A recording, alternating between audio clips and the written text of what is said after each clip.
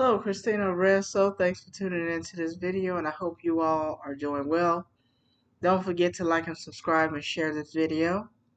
And thank you all for the support with the Candace Owens. I haven't double checked with the Taylor Swift blasphemous comments, blasphemous album that she's come out with. It hasn't been, interestingly, it hasn't been monetized through Rumble. And I don't know if it has something to do with title or whatnot, or the video itself. Usually Rumble is a little bit more, um, I wouldn't say open, but not as, uh, I'll think of it. And I mean, it's more open than YouTube, with conservative views in any topic. That's the best way I can put it. So this story, as you heard, some of you, another case of a husband that is a suspect of his wife's death, quote, saying that this was a suicide. And this case is in North Carolina by a lady named Mica Miller. Now, based on her photo, she may be of biracial of Asian ancestry, most likely on the mother's side. I don't know. I haven't seen her parents, just based on her phenotype and appearance. That just how, excuse me, how it appears. Um, the husband during his last service, I'm guessing this past Sunday, refused to talk about it, and nor did he want his congregation to talk about his wife's passing. Now, usually a loved one grieves at this time, and for him to immediately go before the pulpit that quickly, because let me see, when did it state that it may be on another document. I'll share the complete story tomorrow when I do my recording for this weekend on CRN Talk Radio, and you'll just have to catch it live then, pre-recorded, Saturday at 7 a.m. and Sunday at 5 p.m. all Central Standard Time. 9 a.m. I'm sorry, on Saturday Central Standard Time. On the website, you can probably catch it Pacific time, 2 hours. If you're on the East Coast, then it's going to be a couple hours more. Okay, so you have to do the math. There's always Google to distinguish time zones and the whatnot. It's just so amazing because the background of this, what was so suspicious, not the fact that all of a sudden this lady would just take her life, but there was a clip on some other gentleman's channel. I'm not a follower of his. His content is mostly about pastors that are actually gay and cheating on their wives or whatnot. So that's the type of content this person has, and that's just something I'm not into gravitating towards. So, but this story in particular, I decided to look at the clip this morning. And there was a clip he shared on his channel, a video she made on Facebook Live about spousal abuse and in the church, and how God doesn't want their kids to suffer and to get out of it. And yes, I agree.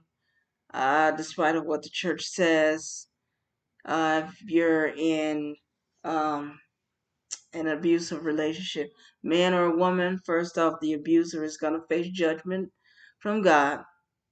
Yes, that includes women too. They think it's okay to hit men because, oh, they're bigger, they can take it. No, that's still abuse.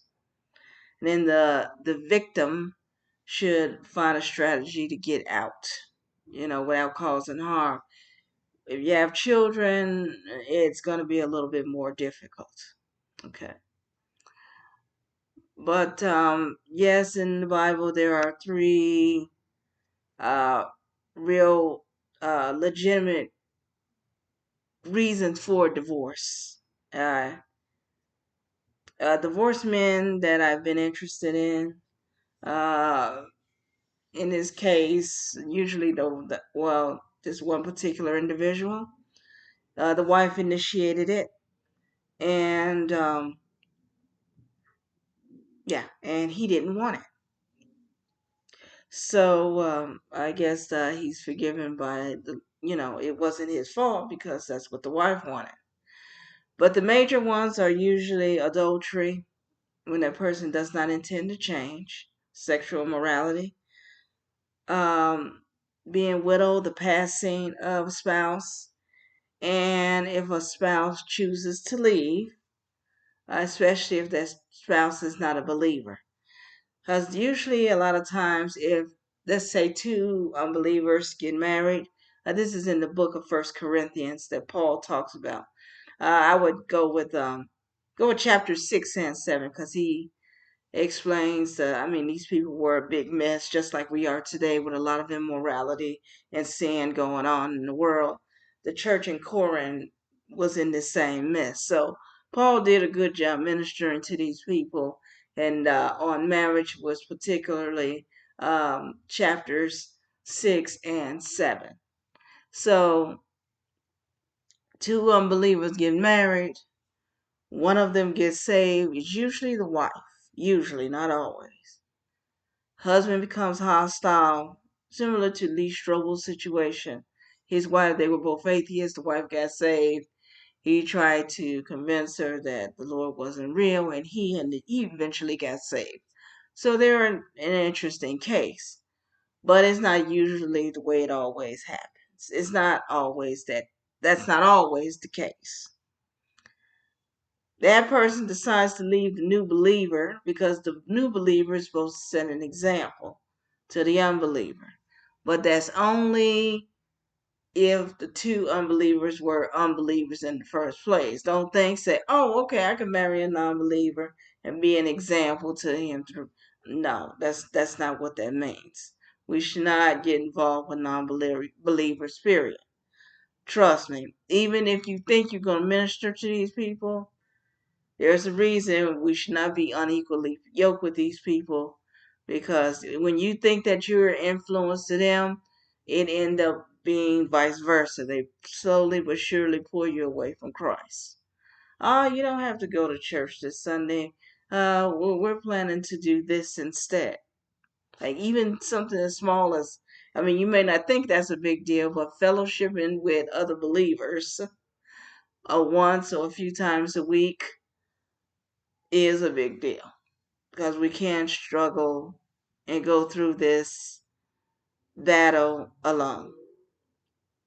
So here's the picture of the couple here when they got married, and I'll close with this. This is some support. Husband found bodies of wife, kids in murder suicide. Okay, so there were kids involved too, unfortunately.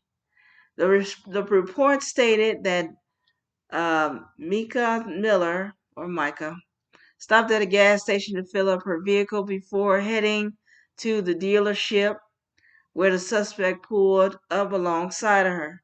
She reportedly told him to go away. He sped off before she could record the encounter. While standing with the office, Mica Miller received a no-caller ID call, which ended up being the suspect. The officer noted in the report. The suspect was advised that the victim does not want any further contact, and if he proceeds, warrants may be written up. The suspect acknowledged the advisory, police stated. So there are a lot of holes here and there of what's going on. Is the husband a suspect? Most likely.